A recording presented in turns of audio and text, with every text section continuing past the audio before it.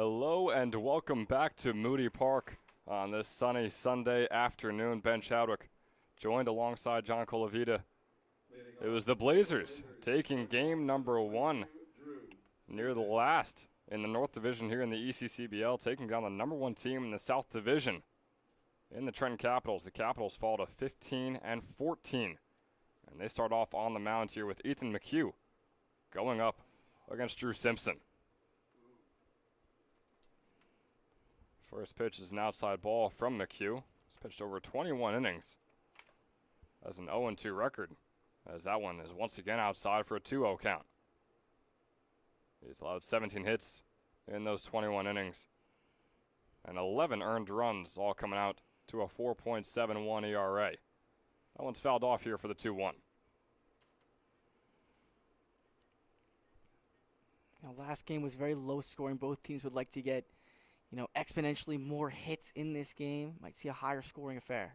It absolutely was, and wasn't exactly a pitching battle, you could say. There were some solid pitchers. Our player of the game in the last game was a pitcher, but wouldn't exactly call it a battle, as in strikeouts left and right. Another one fouled off, so a full count now being brought up. Here to start things off.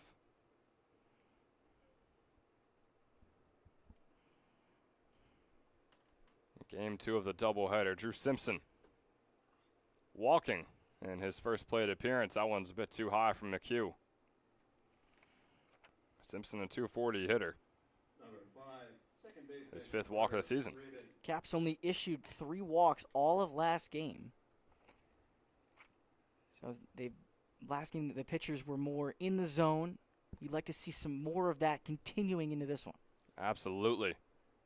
First pitch once again high. This time on Carter Ryben.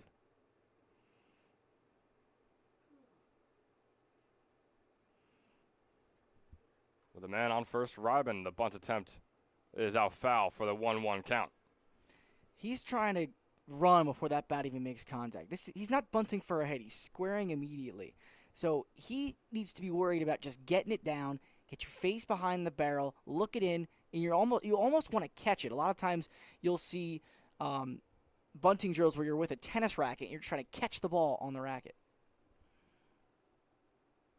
Takes another pitch outside, now bringing up a 2-1.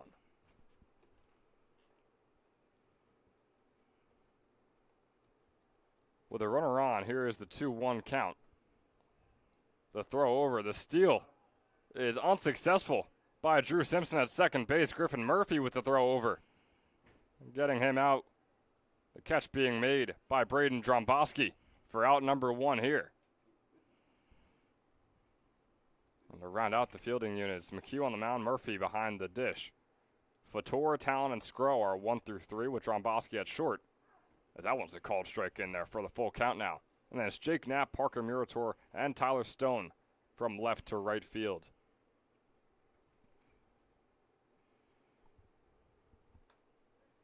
And this one, off the bat of Ryben, is popped up and caught by Jack Talent for out number 2 here in the top of the first. So it looked like it could have been a big inning for this Blazers team, with the leadoff walk, but the caught stealing and the pop out could retire the side in order, or at least the minimum. It brings on Mason Woolwine out of Elizabethtown College. Starts himself off with a 1-0. He was a landmark all-conference first team in his sophomore season. And a 2-0 after that fastball is a bit too far outside.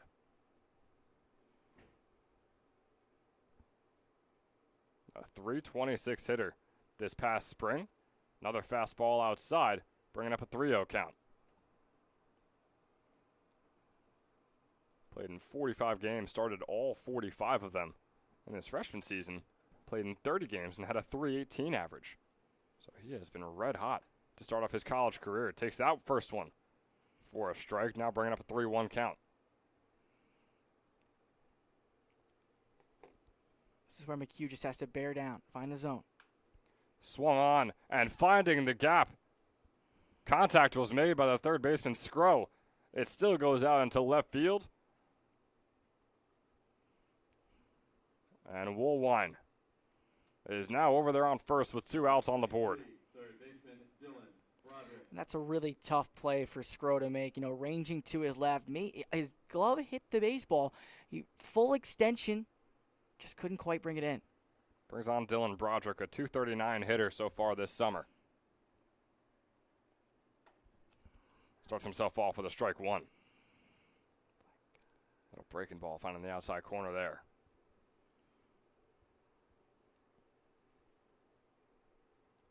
So the 0-1 count is swung on once again by Broderick, giving himself an 0-2. With Woolwine waiting patiently on first, 2 outs on the board. Here in the top of the first, breaking ball breaks a little too far outside.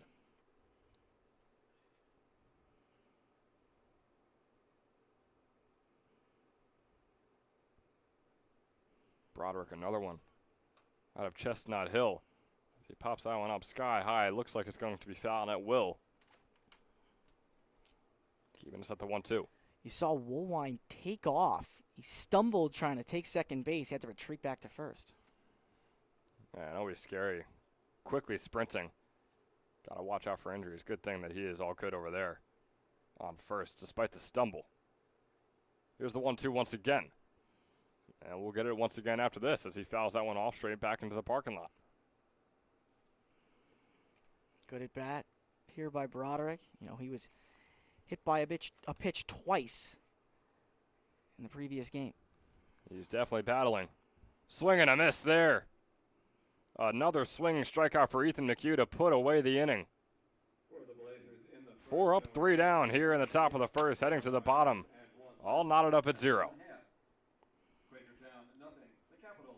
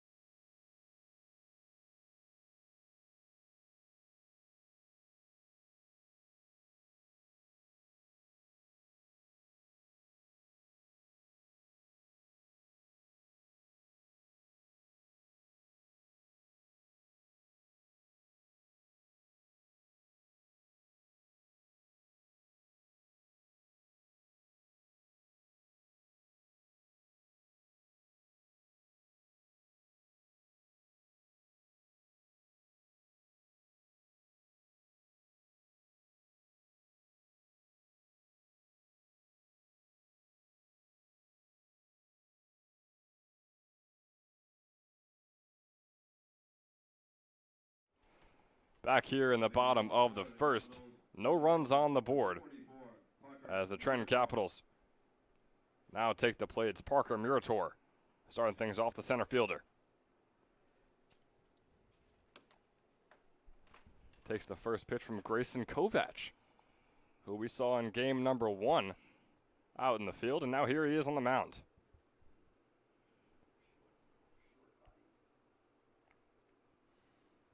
The 0-1 count turns into a 1-1 as that fastball is just barely on the outside. And Murator, an exact 300 hitter through 21 games so far. This is his first game of the day. We didn't see him in game number 1. Got a couple doubles and 12 RBIs. He's swinging out of his shoes on the third pitch there to give himself a 1-2 count. A lot of new faces in the lineup in this one. You know, Griffin Murphy, Michael Vittori, Carl Wisman. Definitely a good amount of changes here for the Capitals. Another swing and a miss there from Murator. And a solid start for Grayson Kovac. The second game he started all summer long. And his last start was also his last game played on June 27th against Southside, where he allowed 3 earned runs and 4 hits on just 3 innings. So far on the season, he's got a 7.36 earned run average, with 9 strikeouts now to his name compared to his 9 walks. Now facing off against Carl Wisman. 1-0 turns into a 1-1 as he foul tips that one off. Just a couple feet away, back towards the left. Our umpire will go and grab it. TJ Berry is behind the plate here in the blue polo. Wisman, a .226 hitter. This is his 19th game with the Capitals this summer. A couple of pitches getting away from Kovac here. Now with a 2-1 count.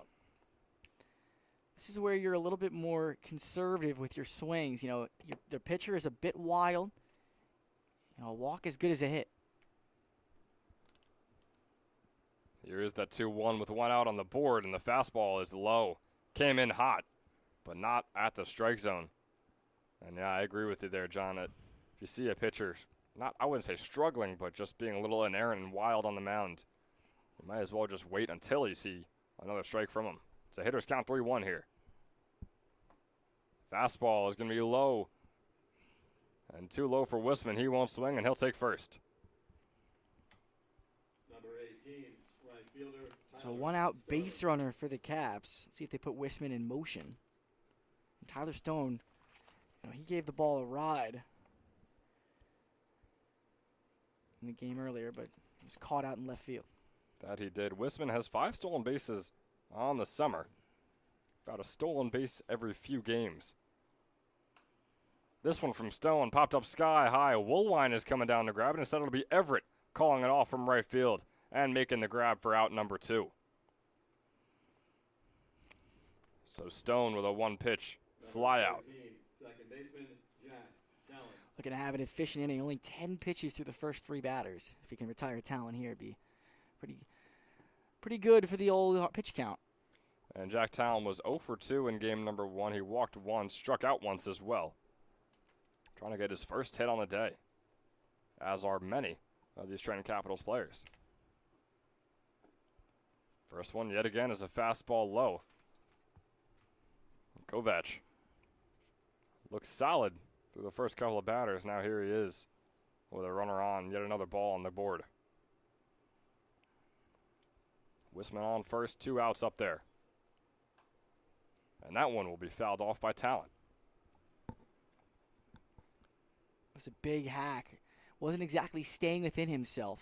Trying to make this game 2-0 in the early going. Reaching forward a little bit. It's a 1-1 count here for Talon. Kovac, his 13th pitch coming up here. Almost hitting him, but also almost cutting in. Not quite enough, though, so to bring up a 2-1 count. Throwing a breaking ball inside is very dangerous because in this level, you haven't quite perfected that break. So a lot of time hit by pitches come on errant breaking balls. You have to have faith in your control on your stuff on those breaking balls. On a fastball way outside, though, forcing Herrer to go out and grab it. It's Kovac on the mound, Herrer behind the plate. Pasco, Ryben, and Broderick are first through third with Simpson at short. And it's Matt Curtis, Mason Woolwine, and Ty Everett from left to right field. Here's a 3-1 pitch. Fastball just barely outside. Another walk here. And Talon will take his base. It's the second walk of the game already for Grayson Kovac in his first inning of work.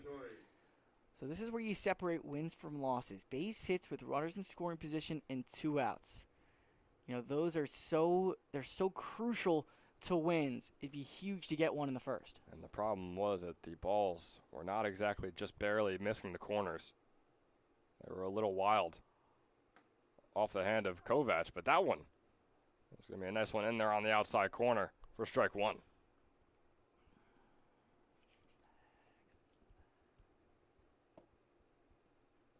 Michael Fattor, this is his first at-bat of the day. Did not see him in game number 1. A 227 hitter on the summer. Takes that one high for a ball number 1.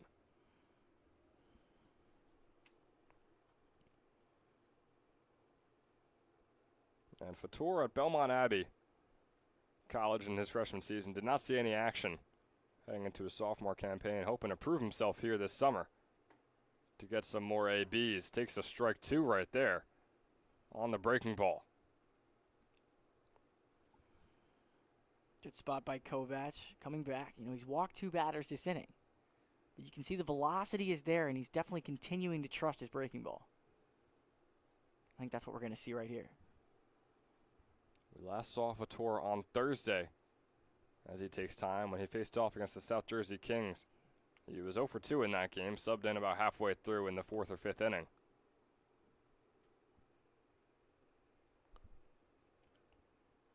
Has not had a hit in about a week.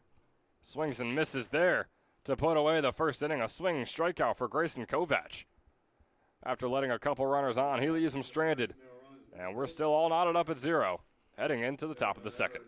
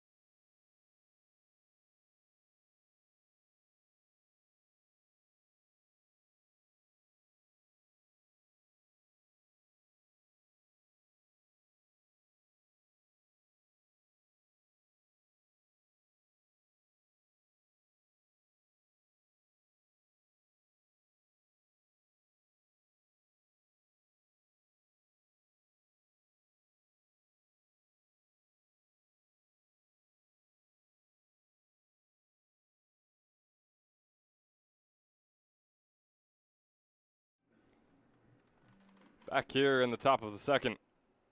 Score is all knotted up after 1. And up at the plate, Wyatt Hare, the catcher for the Quakertown Blazers. We'll start things off here in the second. Facing off against Ethan McHugh once again. That was a nice breaking ball on the outside to start him off with a strike 1. McHugh allowed a hit and a walk. No runs came home, however, in the first. Looking for something similar here. 1-1 count as that one's in the dirt. Blazers wearing the orange jerseys and the gray pants, while the Capitals are in the white pinstripes. That one takes a nice moody hop off the bat of Wyatt Hare and heads out into left field for his first hit of the day. That is a rough hop because you have no shot at that if you're Scro. You have absolutely no chance at that baseball. It bounced over his head. Yep, hey, we talked about it in game number 1. It's the infamous Moody hop right there. Every now and then, that ball will just go flying wherever it wants to, off of a hard grounder or even just a regular grounder like we just saw there. It brings on Schallenberger. Yeah, this field is consistently maintained, but you can't fix that. You'd have to really resod the whole field, take a bulldozer to it, and you don't really have enough time for that. The 0-1 is down in the dirt, and I believe it's a slight change in elevation from the infield dirt to the infield grass. I think that might be partly the reason there might be a little bump on the grass as you mesh into the infield dirt and then just sends balls flying. Here's Schallenberger. 1 for 2 in game number 1. He's got a 2-1 count as that ball is low and away.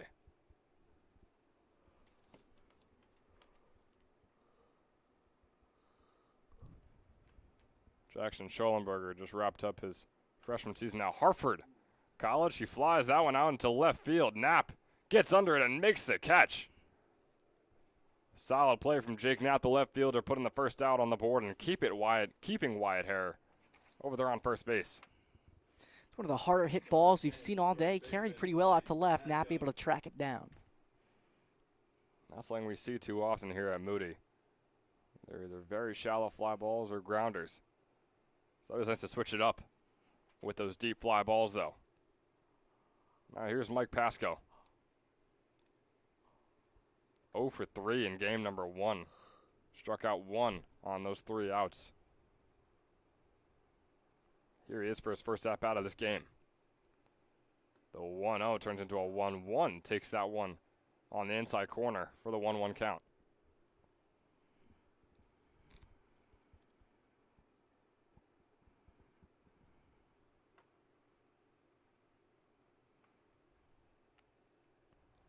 Another strike there for the 1-2. Pasco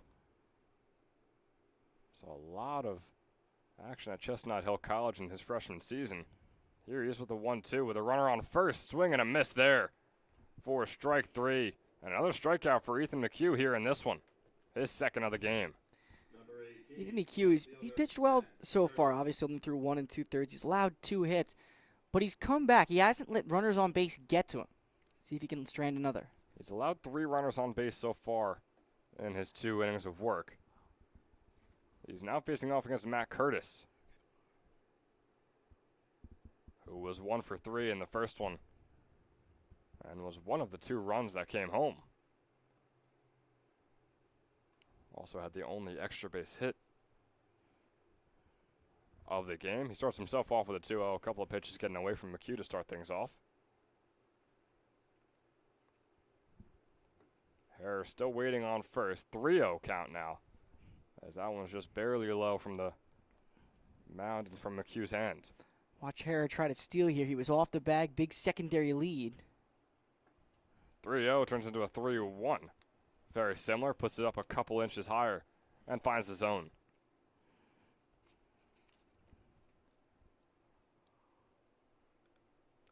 Here's the hitter's count. Swung on. Blooper is going to get right over the head of Braden Dromboski and out into left field for the 3rd hit of the game for the Quakertown Blazers.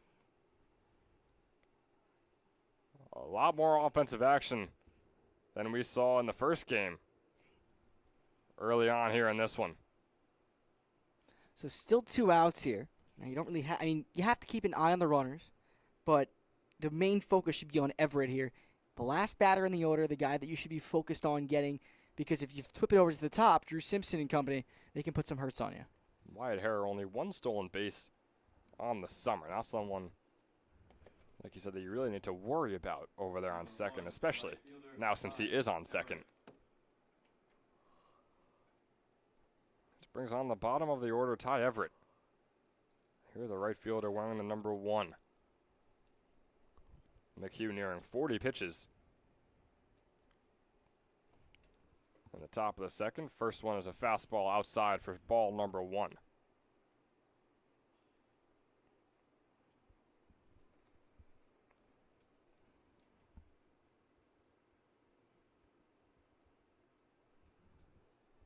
Everett from Washington College.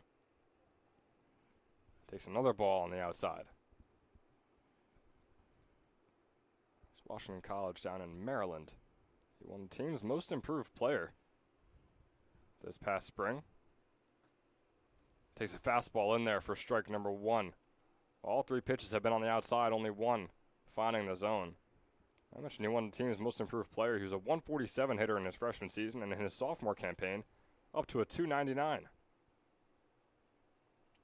Here he is with the 2-1. Gonna foul that one off to bring up a 2-2. This is a big pitch for McHugh. He has the opportunity to strand 2 runners in the early going. This is going to be his 21st pitch of the inning. And they haven't been perfect for McHugh, but it can also be demoralizing for the Blazers to keep getting runners on and keep leaving them stranded. This one is going to be popped up out into right field. It could be a blooper in there. Instead, it'll be just foul by a couple feet off to the right. And boy, that would have been massive. Hare was ready to come all the way around. He was rounding third. And on his way home when that finally fell. Foul on the right field line. Good at bat here by Everett, especially the 9th man in the order. A lot of times can give pitchers fits. It's important McHugh stays even keeled. Could be what Everett's doing here. 2-2 once again. Just outside. Brings up a full count with 2 outs on the board and 2 runners on. So the runners will go on the full count, and a double in the gap here probably scores 2. Here is the 3-2 from McHugh. Everett, his first at bat of the day. 3-2, same spot out into right field. We're gonna get down. Instead, it is caught. Tyler Stone racing over, jumping over the fence after making the catch. Putting his body on the line for out number 3 here in the top of the second. And with that, the score remains the same, all nothing. Heading into the bottom, the Capitals back up at the plate.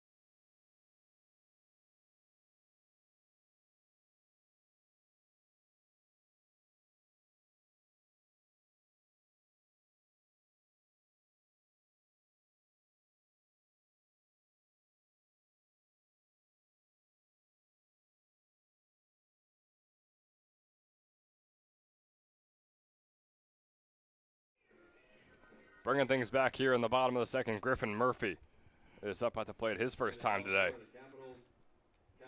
And Murphy has had his struggles earlier on in the season. Bit of an uptick recently, though. He's up to a 229 average through the 11 games we've seen him in. 10 RBIs as well in the season. Walked 8 times, struck out 8 times. Definitely consistent, you could say that. First pitch. A little bit outside for ball number 1.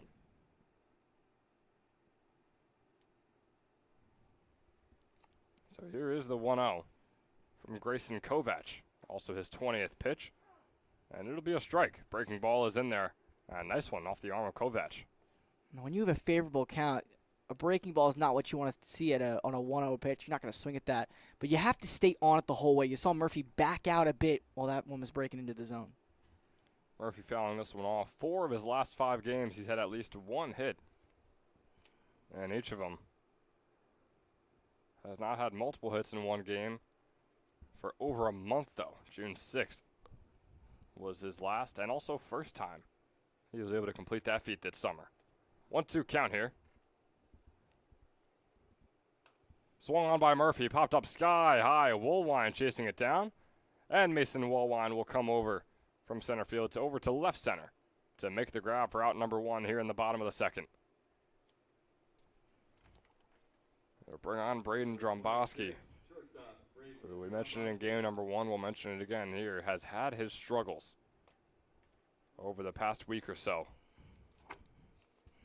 Getting the bat on the ground, on the ball, and getting himself on first.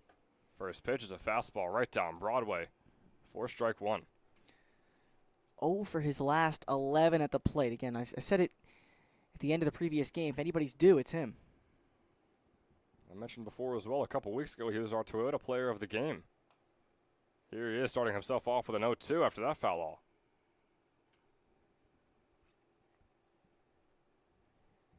Great interview after that player of the game as well. I might add, very charismatic.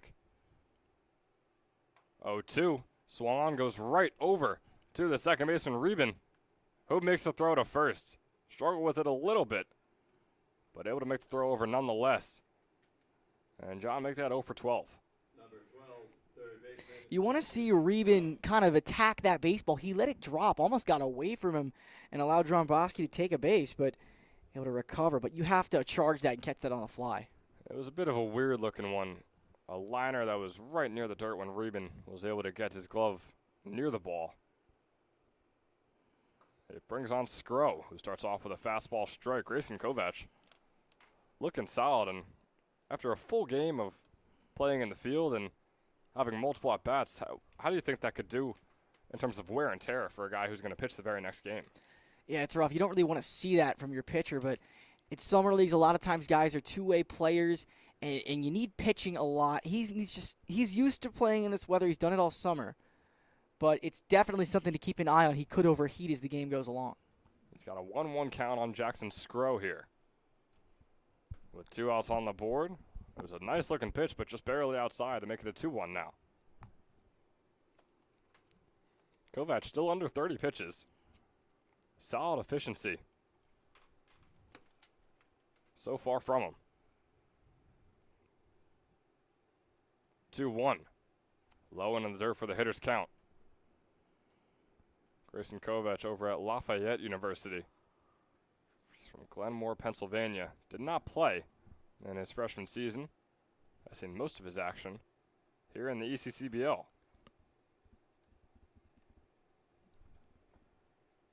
The 3-1 is low and outside. Skro will walk over for his first base of the game.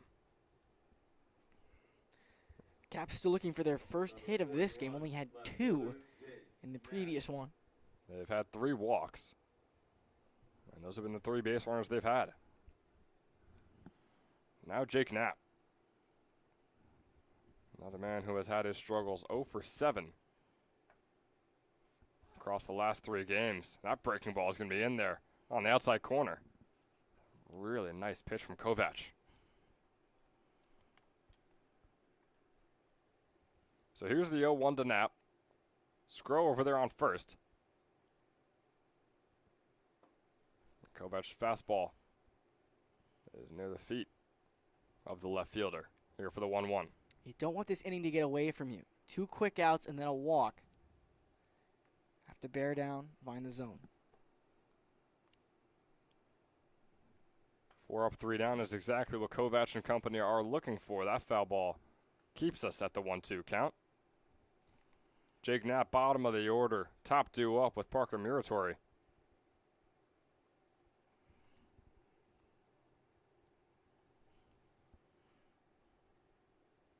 Here's the 1-2. To Knapp. Off goes Scrow over to second. And he will be safe by a mile. And it was Herrer and Kovac already kind of walking over to the dugout after that pitch, convinced that it was a strike. No call from home plate umpire TJ Berry. And the inning continues. Now here's the 2-2 with a couple outs on the board. That breaking ball is in there for strike 3. John, I was just about to ask you if an action like that would badly influence the home plate umpire and his relationship with the pitcher and catcher. Seems not. So after 2, we're still all tied up at nothing.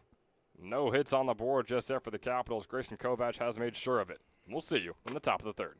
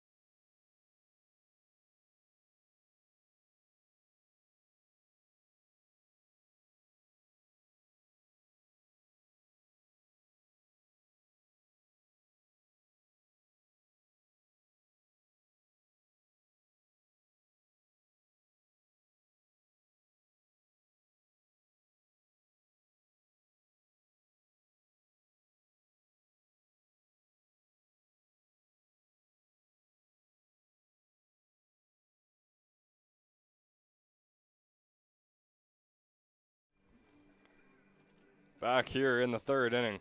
A reminder, this 3rd inning is brought to you by DFG Financial Group, a private wealth advisory practice of Ameriprise Financial Services, LLC, located in Hamilton, New Jersey.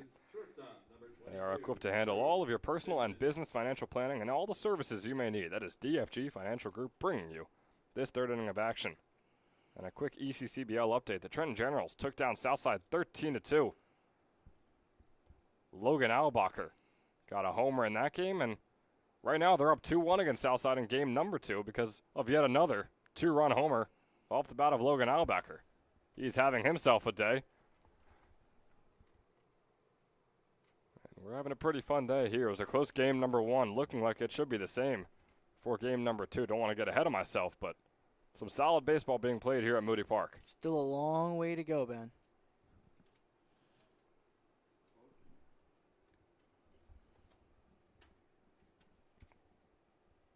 Swing and a miss there on the 1-2 count. Or rather, making it a 1-2 count. My apologies. Here for Drew Simpson. He was 1 for 4 in game 1. And on the 1-2, it's going to be low and in the dirt for a 2-2. And that was off the arm of new pitcher Tim Welsh, who is now out there for the Capitals, replacing McHugh, who through 2 innings allowed 3 hits and 1 walk and 2 strikeouts. That one off the bat of Simpson out into left field. The catch is made by Jake Knapp. Takes a nasty looking slide after making the catch. Keeps the ball in the glove the entire way through for out number 1 to start off the 3rd. Ball was hit very, very well. You could see Knapp got a great jump on it, able to catch it on the run. Beautiful play for out number 1. And now here's Carter Reben. Looking to get on base for the first time in this one.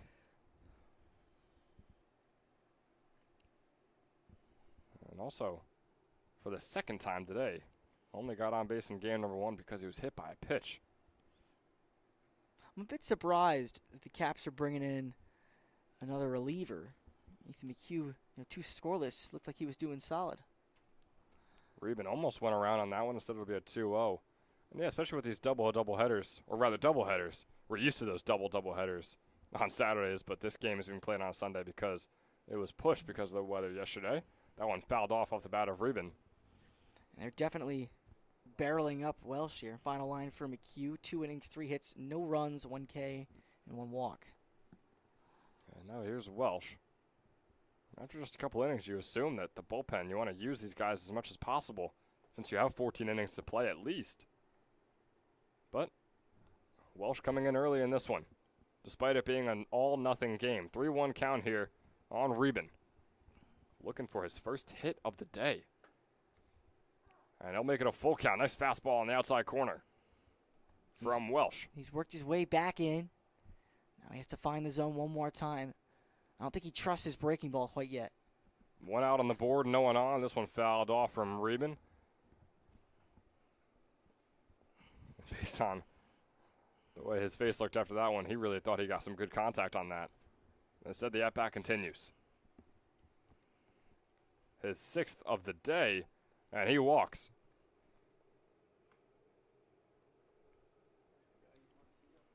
A nice full count walk.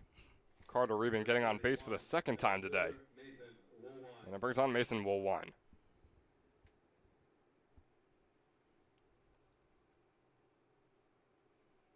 Center fielder had a ground ball single over to the shortstop John Bosky, and this time he's going to pop this one up sky high, and the first baseman Fattori making the catch for out number 2. Good mental toughness there from Welsh. Allows the walk, but fights back. The next batter records the out, and he's 1 out away from retiring the side. And now it brings on Dylan Broderick. He struck out in his first at-bat. Here he is for the second. Breaking ball just a little bit too far inside for the 1-0. With 2 outs on the board, Carter Reben still over there on first. Still no runs on the board. Off goes Reben over to second. No challenge at all from Griffin Murphy. And he's looking comfortable over there. Welsh didn't even pay attention to Fattori over there. Huge secondary lead and left even before he released the ball.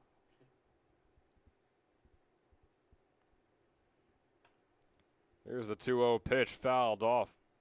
Boy, it could have been a liner down the right field line if it stayed inside just a little bit more. Instead, it'll bring up a 2-1 count.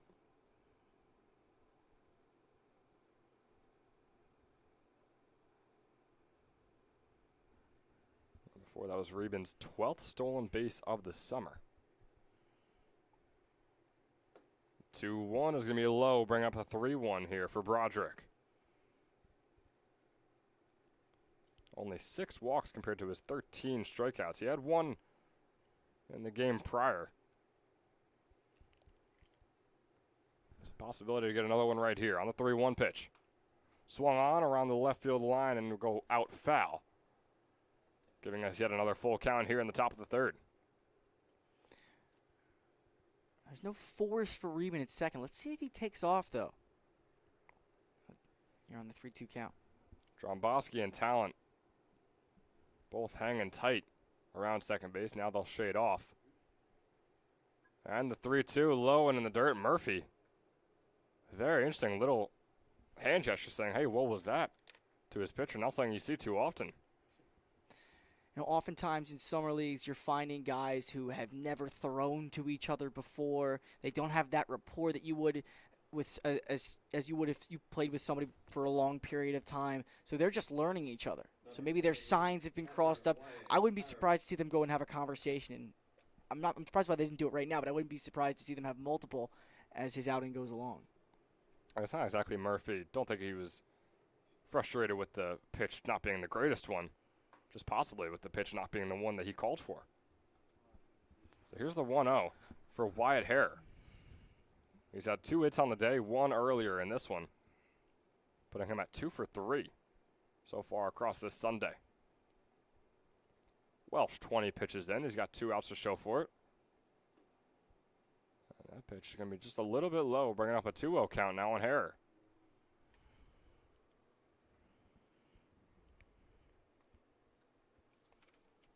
With Reben on second, Dylan Broderick on first. 2-0 is outside, and John, it looks like Welsh is starting to struggle with finding the strike zone. This might be the time where you have a conversation. 3-0, you're still in the at-bat. You can still fight your way back. It's just an uphill battle. 14 balls compared to 10 strikes to start off here for Welsh in his first inning of work. He's got a 3-1 count. That one foul in the corner for strike 1 of this at-bat. Just needs 1 more out. And now he just needs 1 more strike. Swing and a miss there from Hare.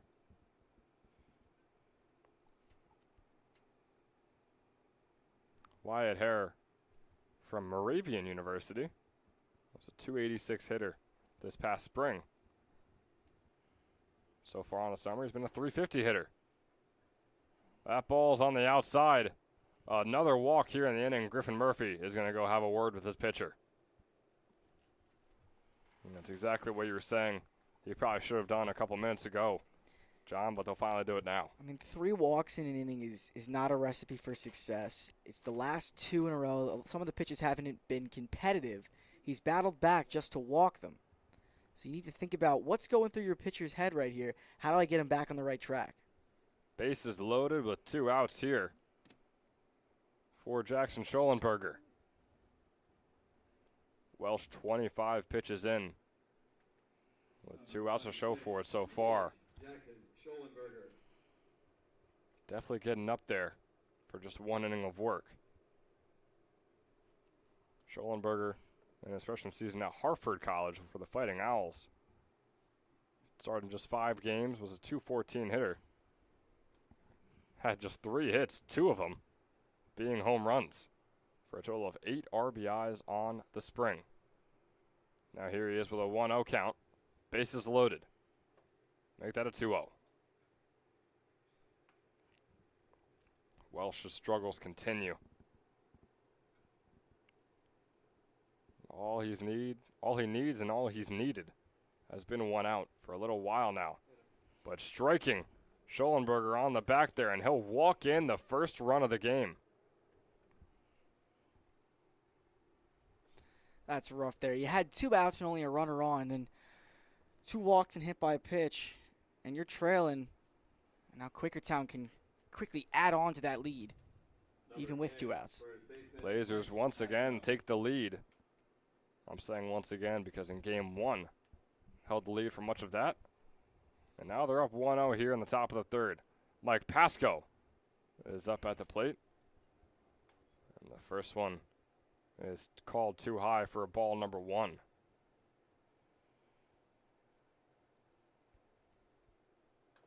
Second one is swung out, fouled off back towards us here for now a 1-1. Schollenberger on first, Hare on second, and Dylan Broderick on third. That was Welsh's 30th pitch. He's only thrown 12 strikes. Really, really struggling to find the zone. Another foul off, though. First time he's had 2 strikes on a batter in quite a while.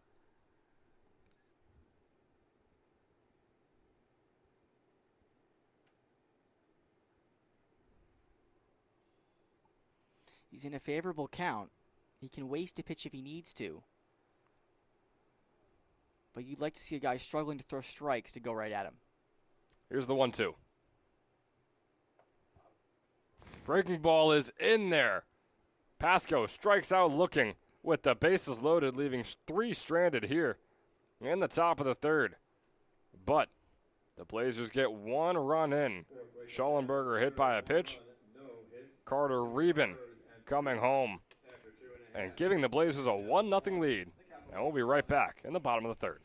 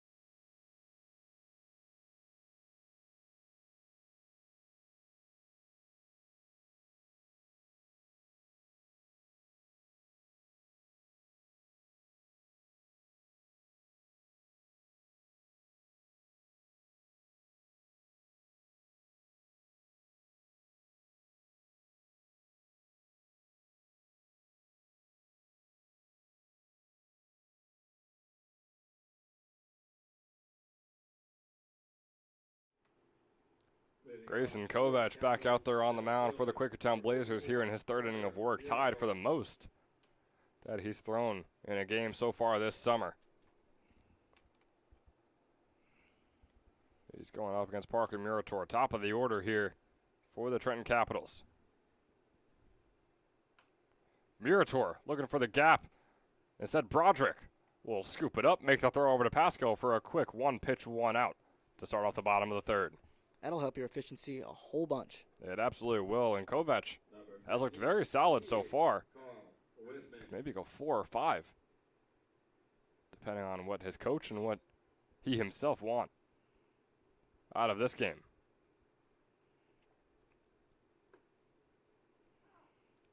Now it brings on Carl Wisman.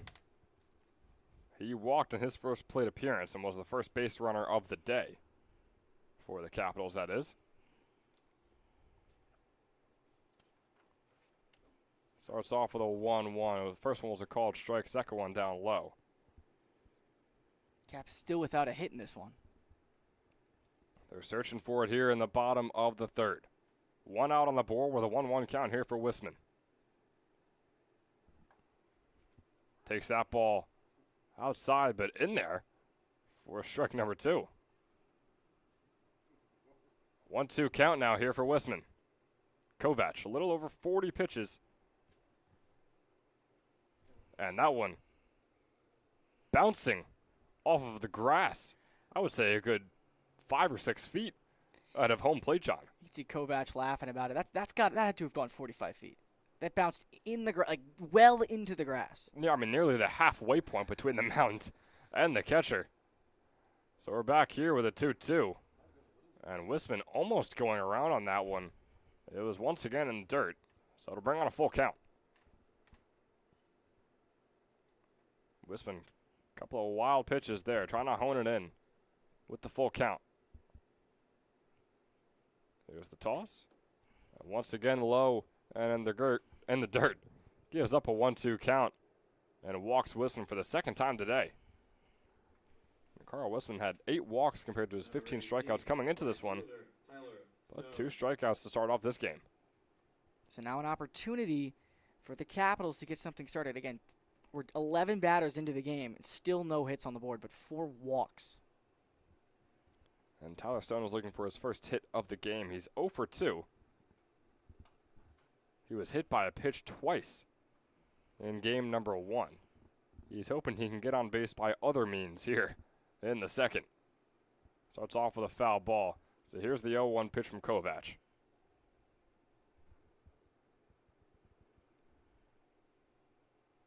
Carl Wisman, 5 stolen bases on the summer. Could be a threat over there on first. 0-1 breaking ball. Started cutting, but a little too far into the throw. So here's the 1-1. I thought that was going to come in and hit him. Thought it was going to come in and hit the strike zone. So we'll be in the middle right there. Here's the 1-1 pitch.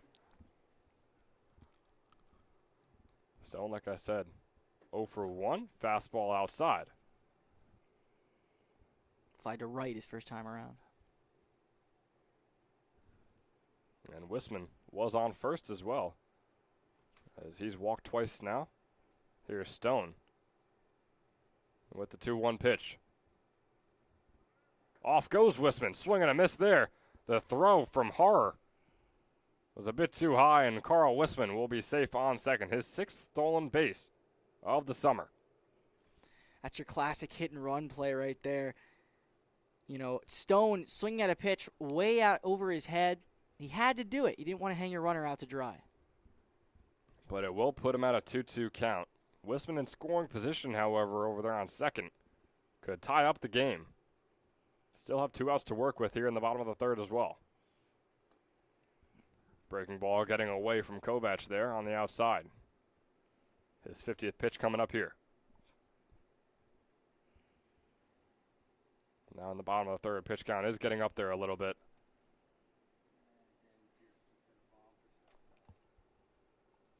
There's a pitcher out there warming up for the Blazers. No one for the Capitals.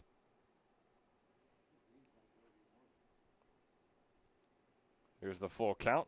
Breaking ball is inside, and Stone will take his base. His first walk of the day, first time getting on base by his own means, I guess you could say, with his 2 hit-by pitches in game number 1. So we did see Jared Greenzang warming up down the right field line for the Caps a little bit earlier, but he seems to be ready to go if they do decide to make that switch. You wonder if that will be the switch to start off the top of the 4th. But for right now, still in the bottom of the 3rd, 2 runners on here for Jack Talent.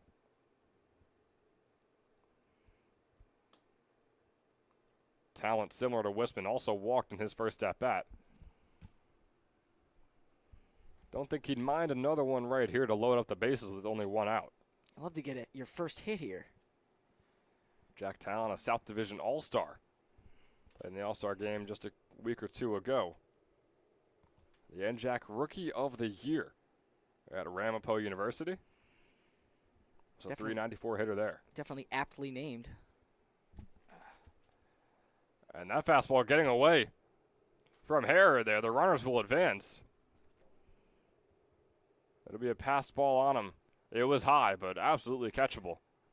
So now both runners in scoring position. Wisman on 3rd and Stone on 2nd.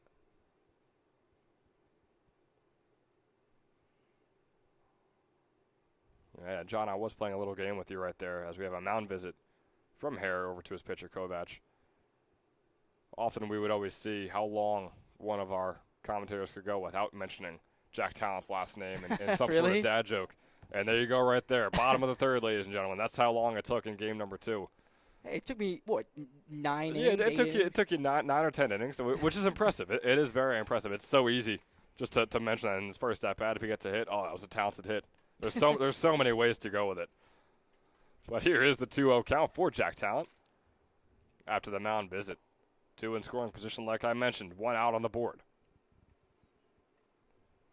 Capitals trail by 1. Talent strikes that one out into left field. Home comes Wisman. Stone stays at 3rd. Talent safe at 1st. Runners on the corners. Tie ball game here in the bottom of the 3rd. That's what you needed. That's what you had to have. If you're the Capitals here, finally you get a hit. 13 batters into the game, and it comes up huge, and you have a chance to add on. It's still only 1 out. Jack Talent's first hit of the game. He was 0 for 2 in game number 1.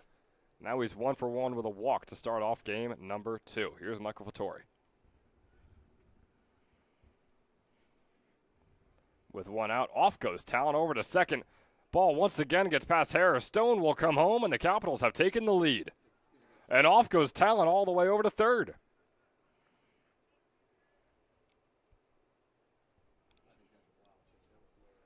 We're going to call that a wild pitch on Grayson Kovac. It was another high one this time, though. Harrer can't really be expected to make that catch. So Talent going all the way around to 3rd. Stone coming home, and the Capitals lead 2-1.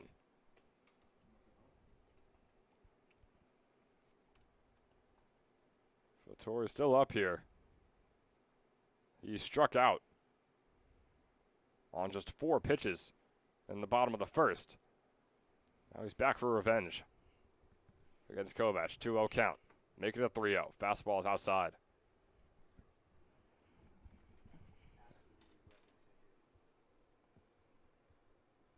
And you wonder if we could be seeing that relief pitcher come in soon for the Blazers. Grayson Kovac. Over 55 pitches now. Trying to get around the rain.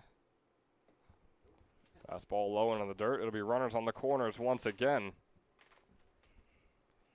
We're going to get a mound visit from the Blazers coach, and that'll be the day for Grayson Kovac.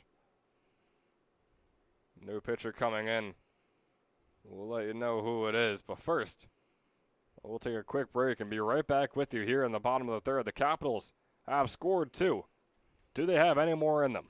We'll see when we join you in a couple moments.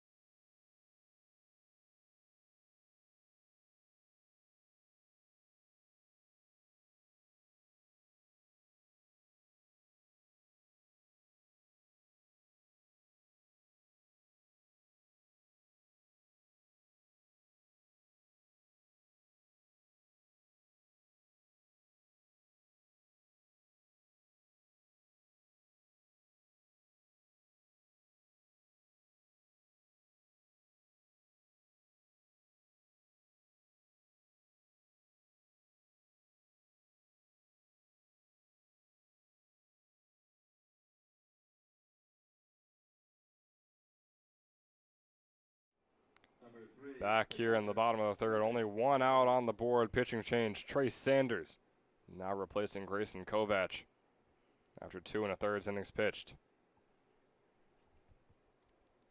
And John Kovac had a bit of a roller coaster day, didn't he?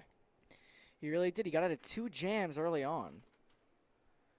But he's allowed the last 4 batters to reach base. And I think that might be due to fatigue. He played the whole first game.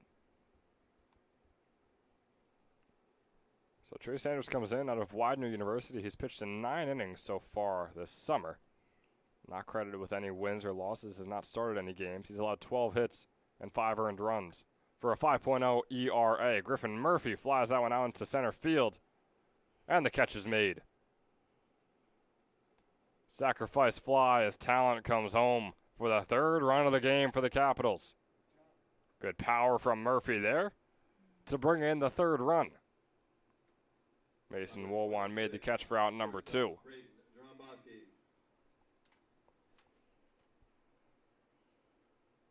Vittori sticks over on first. Braden Dromboski now up, still looking for his first hit in quite a while. 0 for 12. Across the past few games, and he starts off with a breaking ball strike from Sanders. So that run is charged to Kovac. He's still responsible for Vittori over there on first base. As far as Sanders' stat line is concerned, that was just him throwing a fly out to center field and nothing more. Here's the 0-1, make it a 1-1. Breaking ball looked extremely similar to the first pitch. This time just a little too far outside, didn't break in enough.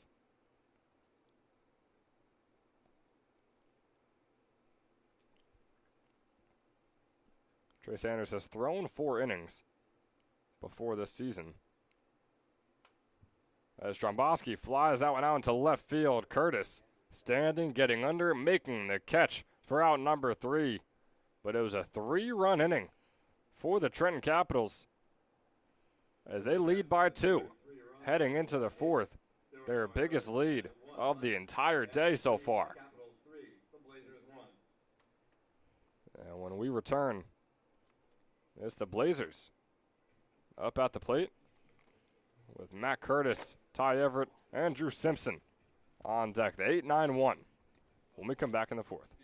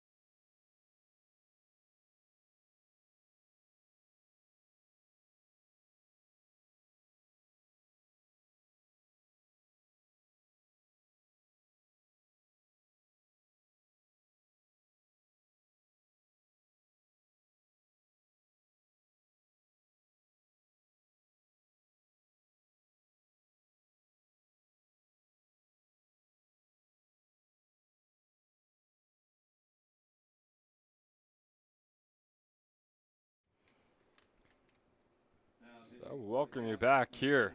Start of the 4th inning and a new pitcher out there for the Trenton Capitals, Jared Greenzang.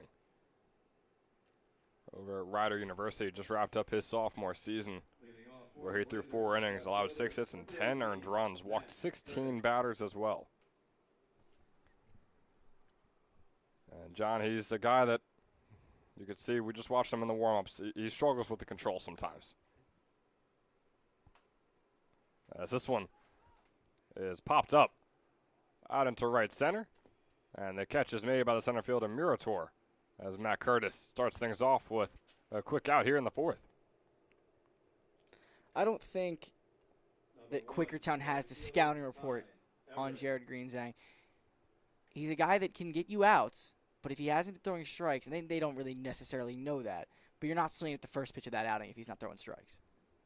21 walks compared to 5 strikeouts so far this summer on his 10 innings pitched, where he's allowed 9 hits and 10 earned runs. That one is going to be a hit right down the middle of the liner from Ty Everett for his first hit of the game.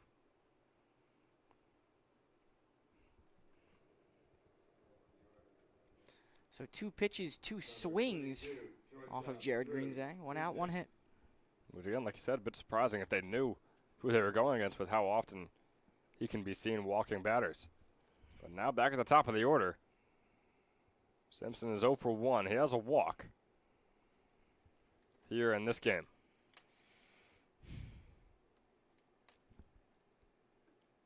Greenzang's pitch is going to be low and inside for his first ball of the day.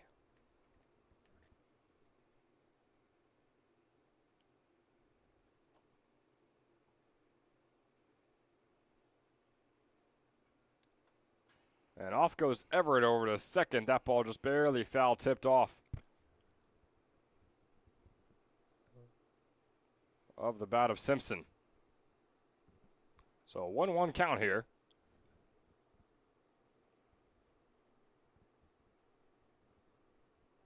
With 1 out on the board and Everett over there on first. Simpson was 1 for 4 in game number 1. It was an RBI single. He also scored a run in his first time on base. Coming over is Everett to throw a bit inerrant off the hand of Griffin Murphy. It gets past the second baseman. So Everett will be able to run all the way over to third. Thought about going home for a quick second there too, but he'll stay put. So that'll go down as a stolen base, E2. Yeah, regardless of the throw from Murphy, Everett absolutely would have been safe on second.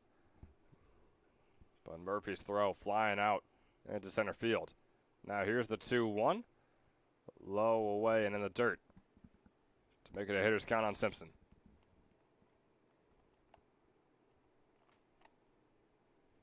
With Everett on third now. Simpson looking for his first hit of the game, his second of the day. Can't find the corner. Looked like it was close out there for Greenzang. Instead, it'll be the 4th ball, and it'll be runners on the corners with 1 out.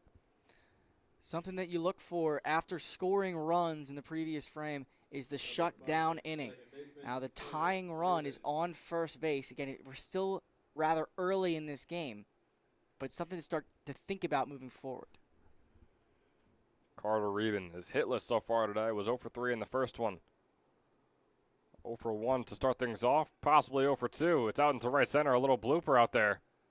The catch is made by the center fielder Murator. Home comes Everett for the second run of the game here for the Quakertown Blazers. They cut the lead down to just 1, with Simpson staying put over there on first. And that's a good piece of hitting by Rubin right there. Just hitting the ball far enough to get that run home, and you're only down by 1. It brings on Mason Woolwine. The man who was hitless coming into this game was able to get his first earlier in this one, looking for his second. With Simpson on first and soon to be second, Drew Simpson is safe over there on second base after another stolen base against this Capitals fielding unit. And that's on Greenzang. He's not looking over there. He hasn't tossed over. Not holding the runners on very well. Not a single pickoff attempt just yet from Greenzang. Here's the 1-0 to Woolwine. Fastball is inside to make it a 2-0.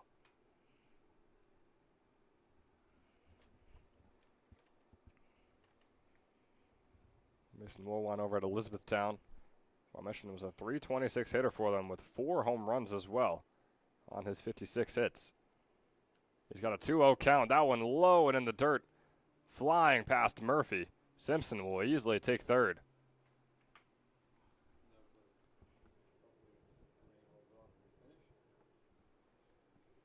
Some clouds overhanging us here at Moody Park. I think the rain is beginning to come down very lightly, but it's definitely there. You just hope it can hold off for 2 more innings. Need to go through at least 5 for this game to count. That fastball will be in there for strike 1. Now making enough hitters count. 3-1 on Mason Woolwine.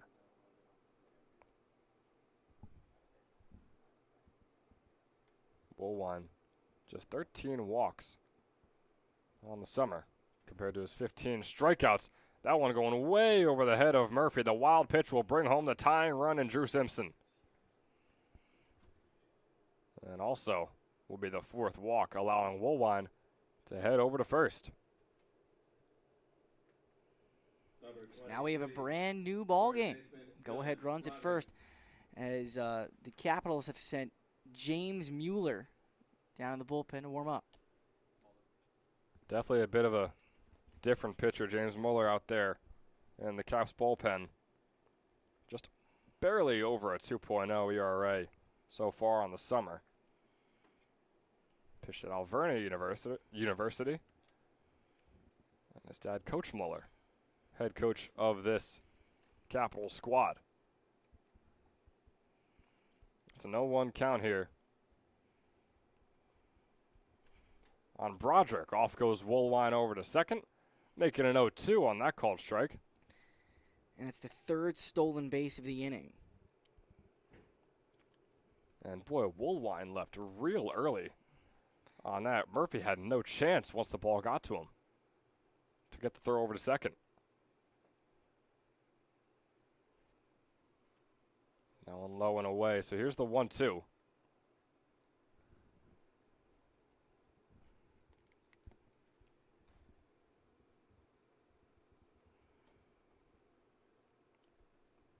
With Woolwine on second, in scoring position, could take the lead here about halfway through this one.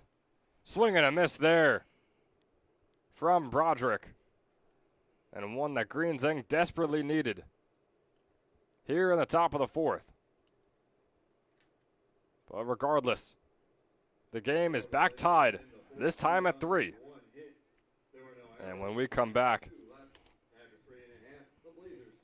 it'll be Trey Sanders back on the mound for the Blazers as the Capitals look to continue scoring in runs. We'll be back in the bottom of the 4th.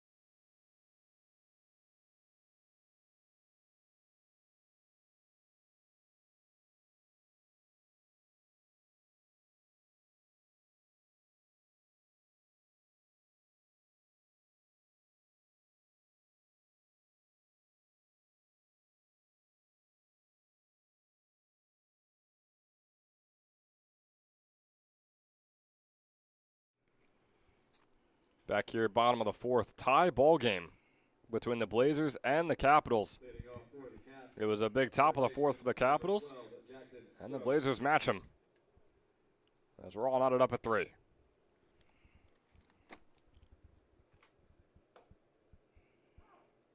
Starting things off against Jackson Scrow, who, John, it kind of looks like he's wearing a completely different uniform with how much dirt has kicked up onto his jersey and especially his pants. It's more brown than white at this point.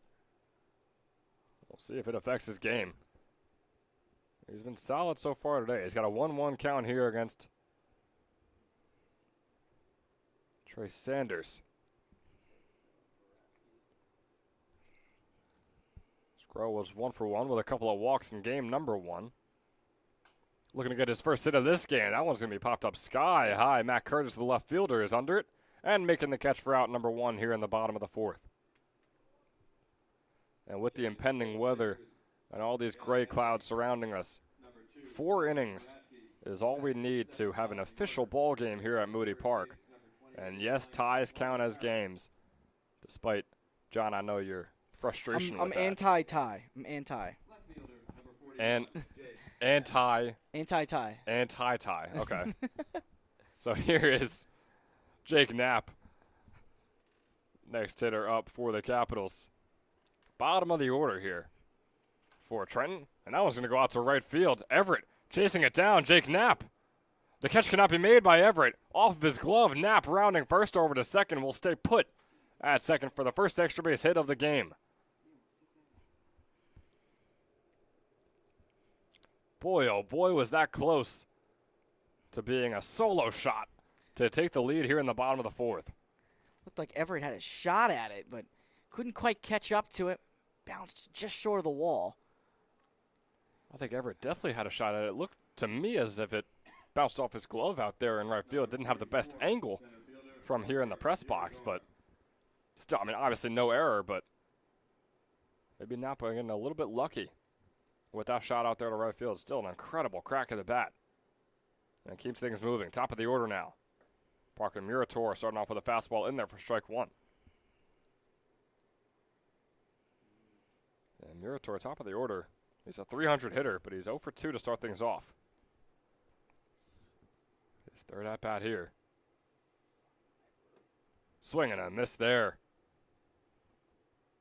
to give him an 0-2 count.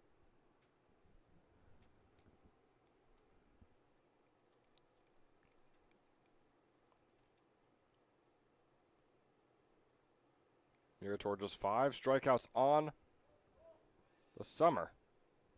Skies that one, and the catch is made by Simpson, who comes in. Rather, it was Dylan Broderick making the catch just left of the mound for the second out here. Knapp still waiting patiently on second. He wants to come home and take the lead here in this one.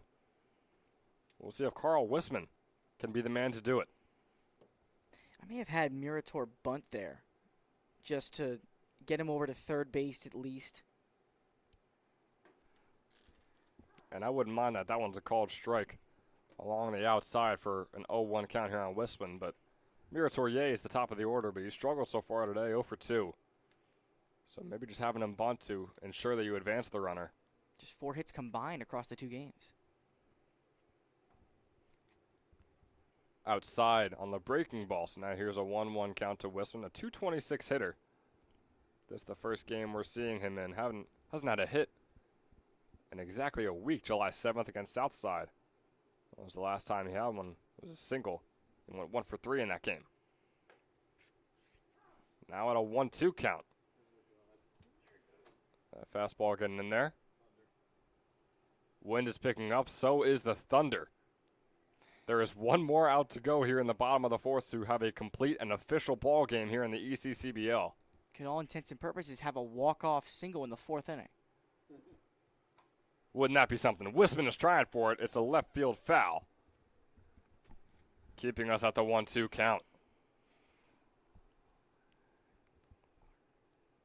A tie is definitely not ideal for either team. The Blazers trying to fight their way into the playoff, and the Capitals trying to fight their way to keep that number 1 spot in the South Division. Carl Wisman can get his first hit on the day right here. 1-2 pitch. Swing and a miss there. Trey Sanders with the swinging strikeout to put away the 4th inning. TJ, just so you know. And as far as we're concerned, We will be right back here in the top of the 5th. How long, we have no idea. But for right now, it is a tie ball game, and we'll see you in a few moments when we come back in the top of the 5th.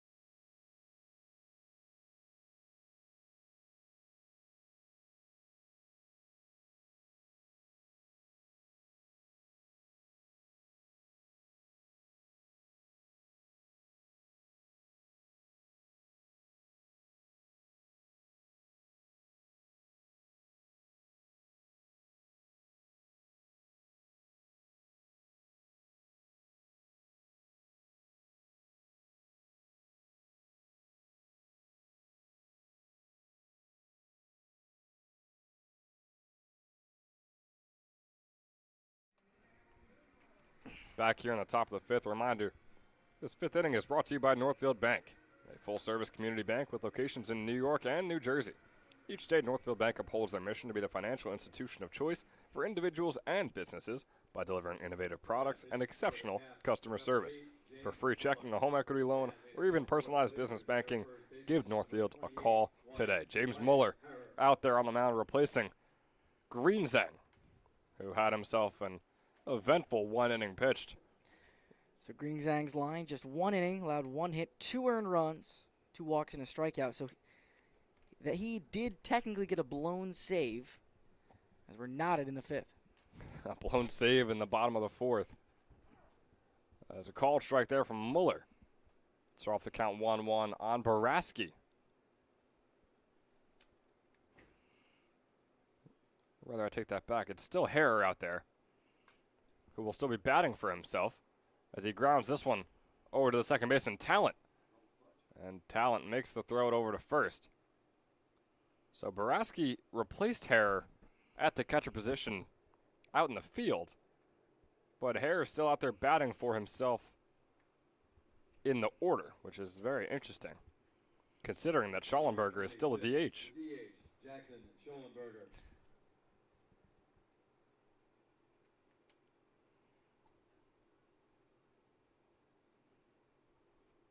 So you wonder if the Capitals will possibly notice that.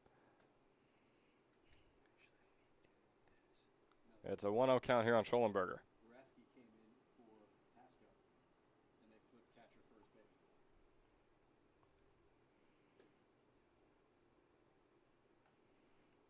1-0 turns into a 2-2, or 2-0 rather. Here for Schallenberger.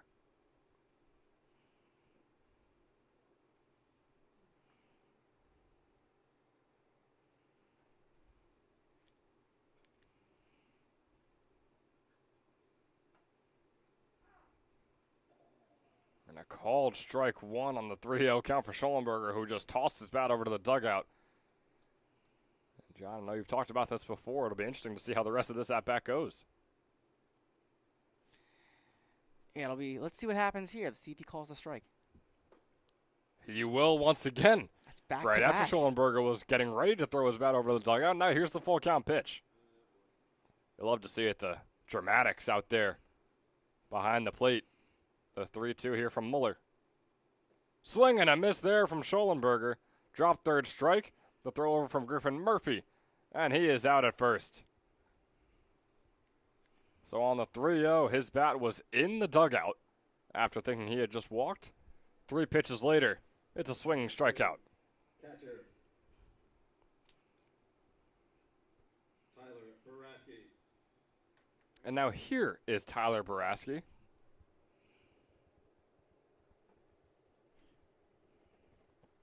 Batting in the 7th hole.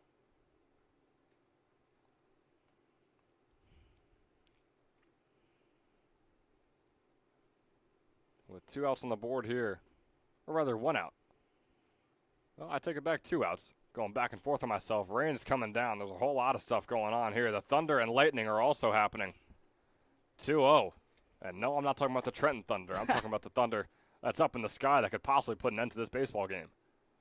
2-1 count now here for Baraski.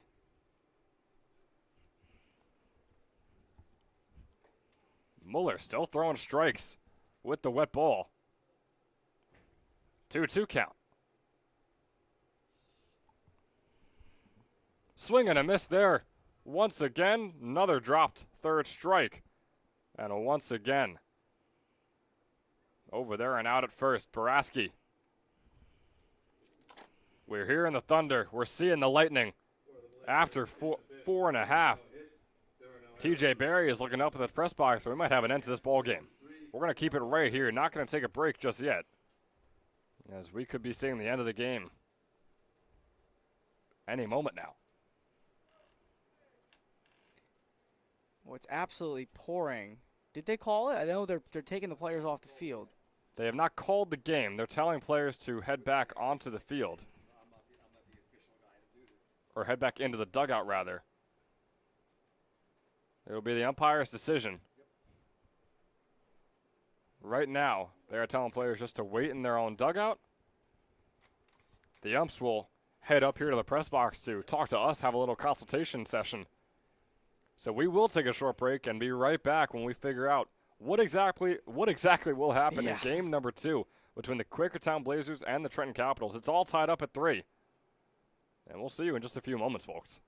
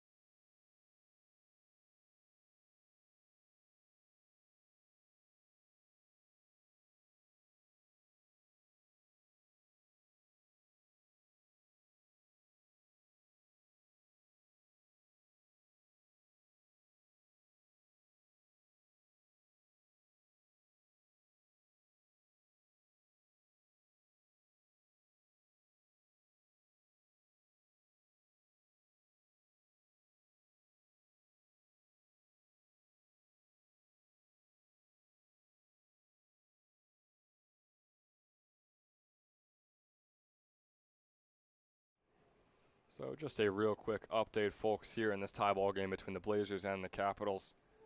It's thunder, lightning, and a downpour here in Ewing, New Jersey. Umpires are telling us that we're going to have to wait at least 30 minutes before this game can be called. So the stream will continue. We just ask you to sit tight and wait for that official call to be made. But until then, we'll be on break, and we'll either be back for the bottom of the 5th or back to let you know that the game is all over. But until then, we'll see you.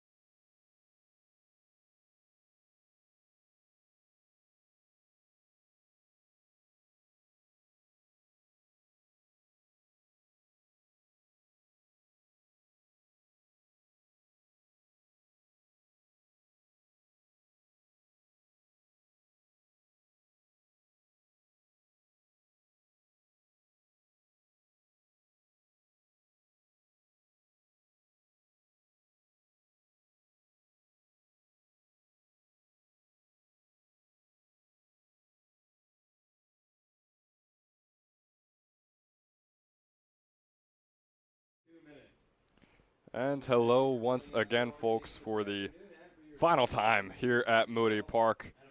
The camera is down because it is a torrential rain out there on the field at the moment. So that is going to be the ball game, a tie game between the Trenton Capitals and the Quakertown Blazers. So the Capitals will head to 15, 14, and 1, while the Blazers will head to 11, 15, and 2 on the summer. But the Capitals will hold on to their #1 spot in the South Division, and the Blazers will hold on to their #3 spot in the North Division. So in a way, the tie sort of helps both squads here. And your player of the game, after all 3 votes were voted on here in the press box, is going to be Jake Knapp, the left fielder who had that shot out to right field that nearly made it over. That got him all the way to second. Really could have gotten him to third as well. And it's enough for us. Through just 5 innings, that 1 hit is all Jake Knapp is going to need to be your Toyota player of the game.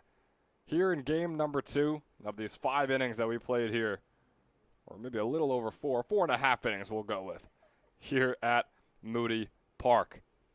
So for Ben Chadwick and John Colavita, who brought you through game number 1, I'll bring you through the half of game number 2. That's going to do it from Moody Park. We'll be back on Tuesday at 6:30 for some more South Division ECCBL action. But until then, drive home safe, folks, if you're out there, because the weather is rough. And we'll see you on Tuesday.